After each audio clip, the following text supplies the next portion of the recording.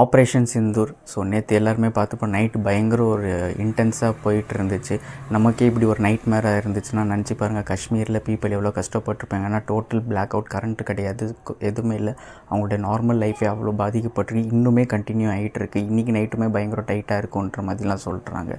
அங்கே உள்ள பீப்புள் நினச்சி பாருங்கள், உயிரோட இருப்போமா இல்லையான்ட்டு, எவ்வளோ கஷ்டத்தில் இருப்பாங்கன்ட்டு. ஸோ இதுக்காக வார் வேணாம், இது பின்னாடி ஒரு பொலிட்டிக்கல் ஸ்டண்ட்ஸ்லாம்னால ஆர்மிஸும் எவ்வளோ சஃபர் ஆகிறாங்க பாருங்கள். But thanks to S-400 and Indian army, நேற்று பாகிஸ்தான் அவங்க ஒரு மிசைல்ஸ்லாம் ட்ராப் பண்ணணுன்னு பார்த்தப்போ இது இன்டர்செப்ட் பண்ணியிருக்காங்க. அண்ட் கராச்சி போர்ட்டையுமே போய் அட்டாக் பண்ணிட்டு வந்திருக்காங்க நேவி. அது மட்டும் இல்லை, முரளி நாயக்குன்ட்டு ஒரு இந்தியன் ஆர்மி இப்போ ஒருத்தர் இறந்துருக்கார். அது உண்மையிலும் ரொம்ப சோகமாக தான் இருக்குது, ஆந்திரா பிரதேஷ்லேருந்து. அண்ட் பாகிஸ்தானோட F-16 ஜெட், ஃபைட்டர் ஜெட் சொல்கிறாங்க. ஸோ அதையும் ஷாட் டவுன் பண்ணியிருக்காங்க மாதிரி. ஸோ பாருங்கள் எவ்வளோ லாஸஸ் ஆகிட்டே இருக்குது. கவர்மெண்ட்னால பீப்புள் தான் சஃபர் ஆகிறாங்க. ஸோ இது ஒரு எண்டு வரட்டும்னு நம்ம வேண்டிப்போம்.